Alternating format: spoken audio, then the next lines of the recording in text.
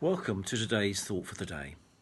I'm Paul Hardingham, the Vicar of St Peter's, and I want to talk to you about the significance of this day in the Church's year. Today is Michaelmas, a day for remembering the Archangel Michael and all angels. Now I wonder what the word angel brings to your mind. Perhaps it's Christmas angels, white fluffy things with tinsely wings on top of the tree, or angels bringing good news to the shepherds in the field around Bethlehem. In reality, biblical angels are rather different. In the New Testament book of Revelation, Michael is depicted as the leader of the heavenly forces lined up to fight Satan. And when the angel Gabriel comes to Mary announcing the birth of Jesus, it doesn't bring much comfort or reassurance.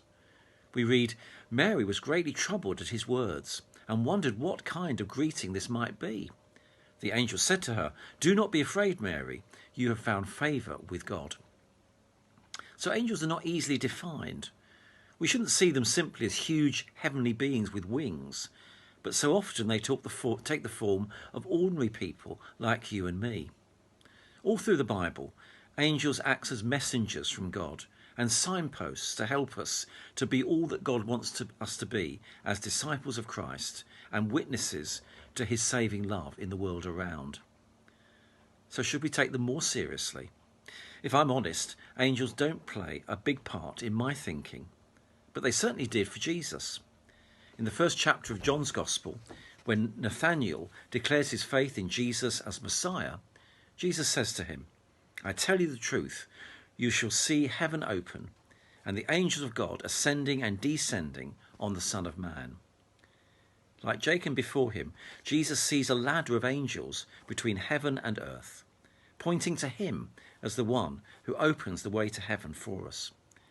In John 14, he says, "I am the way, the truth, and the life," recognizing that his death and resurrection open the gate of heaven to us, so that we can share in the privilege of the angels.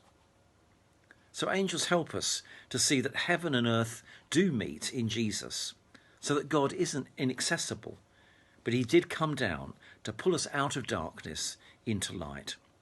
And like the angels, we too are called to be messengers of God's saving love. If you like, angels are windows into the heavenly realm, whether we see them literally or allegorically. They help us to reflect on the immensity of what we do not understand in our world and universe. They extend our perceptions of reality. And how often do we say to somebody who's helped us, "You're such an angel"? We're so grateful and pleased when someone puts themselves out for us and really helps us. Can we believe that angels do such things in gentle and unobtrusive ways? Now, having said all this, I don't have any amazing personal story of encounters with angels, but I do remember a conversation with a neighbouring vicar when we lived in Birmingham. He spoke of the problems that his church and family were having on a really difficult estate in that city. Gangs of youths were regularly hanging around the church building, dealing drugs and making a real nuisance of themselves, as well as attacking the church building itself. In the end, when the church prayed, they asked that angels would protect the building, and soon after the disruption stopped. When the vicar inquired what was going on, the youngsters said, well, there were these two tall, burly men guarding the church, and so we stayed away. The church had no idea who the men were, but we know who they were.